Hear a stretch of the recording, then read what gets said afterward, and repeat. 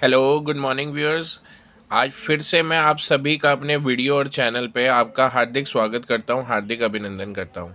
Video शुरू करने से पहले जो भी हमारे सब्सक्राइबर्स हैं, जो भी हमारे डेली कमेंट करते हैं स्टूडेंट्स को, आप सभी को होली की हार्दिक शुभकामनाएं एवं बहुत बहुत बधाई। और भगवान इस त्यौहार पे आपके जीवन में बहुत सारी खुशियां लेके आए। आने वाले समय में आप सक्सेसफुल हों, अच्छी पोस्ट पे पहुंचे, एग्ज़ाम क्लियर करके क्रैक करके आप अच्छी पोस्ट पे पहुंचे। यही शुभकामनाओं के साथ मैं आज की ये वीडियो स्टार्ट करते हैं। आज हम सीखेंगे law of exponent. Law of exponents के काफ़ी क्वेश्चन आरआरबी एसएससी में आते हैं। बड़ी पीछे कमेंट्स के द्वारा लोगों के द्वारा रिक्वेस्ट आई कि भाई प्लीज़ सर आप एक्सपोनेंट्स के ऊपर एक वीडियो बनाएं, जिससे हमारा कॉन्फिडेंस लेवल और मोटिवेशन बढ़ेगी। तो बहुत से क्वेश्चंस थे, आज उन्हीं एक क्वेश्चंस को मैं आपके साथ लेकर इस क्वेश्चन को सॉल्व करेंगे। आशा करता हूँ आज का कंटेंट आपको पसंद आएगा। प्लीज़ हमारी वीडियो को लाइक कर दीजिएगा, सब्सक्राइब कर दीजिएगा और कमेंट करके ज़रूर बताइएगा कि आज की वीडियो कैसी लगी आपको। चलिए स्टार्ट करते हैं। Law of exponential. Law of exponential में फर्स्ट फार्मूला क्या होता है? अगर आपके बेसिस सेम है तो पावर क्या हो जाएंगी? ऐड हो जाएंगी। देखिए यहाँ बेसिस ए की पावर एम, ए की पावर एन, यहाँ पे सिर्फ बेस सेम है, पावर डिफरेंट है तो पावर्स ऐड होगी। अगर बेस सेम हो, पावर डिफरेंट हो बट डिवाइड हो रहा हो, नंबर क्या है? डिवाइड हो रहा हो, तो क्या होगा? ए एम की पावर माइनस एन हो जाएगा। यानी बेसिस तो सेम है, पावर डिफरेंट है बट डिवाइड हो रही है। यहाँ क्या था? मल्टीप्लाई हो रही थी तो प्लस, डिवाइड होगा तो माइनस होगा।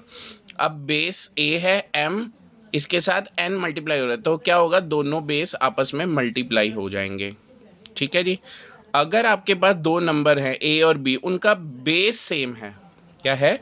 बेस सेम है, तो हम उसको बेस के साथ पावर में लिख के उसको सेपरेट लिख सकते हैं। लाइक 2 और 3 है, उसकी पावर कुछ भी हो सकती है, तो 2 की पावर एन, 3 की पावर एन, दोनों को सेपरेट लिख के उसको सॉल्व कर सकते हैं। फिर ए और बी दोनों डिवाइड में हैं और उसकी पावर में एन है, कॉमन सिंगल बेस है बट दोनों यहाँ पे मल्टीप्लाई हो रहे थे, यहाँ डिवाइड हो रहे हैं, तो क्या करेंगे? जैसे अब ए की वैल्यू मैंने 2 ले ली तो 2 की पावर एन, 3 की पावर एन, दोनों को सेपरेट लिख के डिवाइड कर सकते हैं। और लास्ट फार्मूला जो सबसे ज़्यादा क्वेश्चंस के आंसर्स में यही आपको आउटपुट मिलेगी कि x की पावर अगर हम ज़ीरो लेंगे तो उसकी वैल्यू हमेशा 1 होती है, चाहे x हो, a हो, ए बी की पावर 0 हो, सी की पावर 0 हो, which is equal to 1। Maximum exponents के क्वेश्चन में आपको यही आंसर्स मिलेंगे, यानी उसका आंसर आएगा दैट इज़ 1। आइए अब एक क्वेश्चन के थ्रू हम इस चीज़ को समझते हैं किस तरह से x की पावर 0 इक्वल टू 1 आएगा। चलिए पहला क्वेश्चन जो आरआरबी में आया हुआ है हम उसको डिस्कस करने जा रहे हैं। फाइंड द वैल्यू ऑफ 2 की पावर 1/4 -1, 2 की पावर 3/4 प्लस 2 की पावर 1/2 प्लस 2 की पावर 1/4 प्लस 1। आज ये क्वेश्चन आया हुआ है, देखिए इसका आंसर 0, 2, 1 और 3। और मैंने आपको क्या बोला? एक्सपोनेंट्स का कोई भी क्वेश्चन आ जाए मैक्सिमम टाइम उसका आंसर हमेशा 1 आता है। कैसे आएगा आज वही ट्रिक समझेंगे। देखिए मैंने आपको ये बताया था कि x की power 0 which is equal to 1, तो अब हम इस चीज़ को समझने जा रहे हैं। पर x की पावर 0 अगले कुछ क्वेश्चंस हम डिस्कस करेंगे नेक्स्ट वीडियोस में, तो वहाँ पे हम ऐसे क्वेश्चंस को भी डिस्कस करेंगे। चलिए आइए समझते हैं कि इस क्वेश्चन का आंसर 1 कैसे आएगा।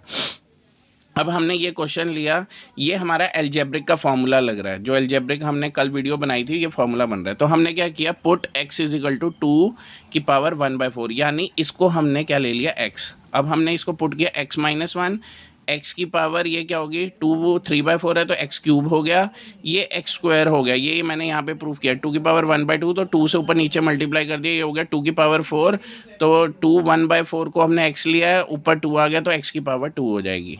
ठीक है। अब उसके बाद ये वाली वैल्यू x होगी और ये 1। अब आप देखिए x माइनस 1, इन दोनों में से कॉमन क्या आ रहा है? एक्स स्क्वायर कॉमन आ रहा है। अगर इसमें से एक्स स्क्वायर बाहर निकाल देंगे तो यहाँ क्या बचेगा? x, और यहाँ क्या बचेगा? +1, तो ये चीज़ आ गई। फिर बीच में हमने +1 लिया और x+1 को हमने सेपरेट लिख लिया। अब आप देखिए इन दोनों में से कॉमन क्या आ रहा है? x+1 इज़ कॉमन, तो अब और यहाँ पे हमारे पास क्या बचा? x² + 1, और ये तो हमारे पास बाहर एज इट इज़ आ ही रहा है, ये वाली वैल्यू एज इट इज़ आ रही है। इन दोनों में से देखिए x+1 कॉमन है, x+1 बाहर निकालिए तो बचा क्या? x² + 1, ये हमारे पास आ गया। अब फॉर्मूला क्या बना? x² - 1 अब ये दोनों कल मैंने बताया था a प्लस बी और a माइनस बी, क्या फार्मूला बन जाता है, ए स्क्वायर माइनस बी स्क्वायर। तो ए स्क्वायर, ए की वैल्यू क्या है यहाँ पे x है, तो एक्स स्क्वायर और 1 का स्क्वायर क्या होगा, which is equal to 1। So A square minus B square का फॉर्मूला लगाया तो ये वैल्यू आ गई ये वाली, ये और ये दोनों, तभी ये एरो लगाई है, ये दोनों मिलके एक फॉर्मूला बनाते हैं ए स्क्वायर माइनस बी स्क्वायर, वो वैल्यू आ गई एक्स स्क्वायर माइनस 1 और ये भी एक्स स्क्वायर। अब ये दोनों भी फॉर्मूला बना रहे हैं ए स्क्वायर माइनस बी स्क्वायर, तो इसमें ए की वैल्यू क्या होगी, दैट इज एक्स की पावर 2 और ये क्या हो गया, बी की वैल्यू क्या होगी 1। सो आप जब इसको सॉल्व करोगे तो ए स्क्वायर माइनस बी स्क्वायर का फॉर्मूला क्या होता है, ए स्क्वायर सॉरी ए प्लस बी ए माइनस बी का फॉर्मूला क्या होता है, ए स्क्वायर माइनस बी स्क्वायर, तो एक्स की पावर 4 माइनस 1। अब यहाँ पे ये वैल्यू आ गया हमारा, ये दोनों को सॉल्व करके जब एक्स स्क्वायर माइनस 1, क्योंकि ए माइनस बी ए प्लस बी, जब आप इसका फॉर्मूला सॉर्ट आउट करोगे तो ये आ जाएगा, जब हम इसको सॉर्ट आउट करेंगे तो ये आ जाएगा एक्स की पावर 2 का स्क्वायर माइनस 1 का स्क्वायर, तो ये हो जाएगा एक्स की पावर 4 माइनस 1, वो हमने वैल्यू यहाँ लिख दी। ठीक है जी।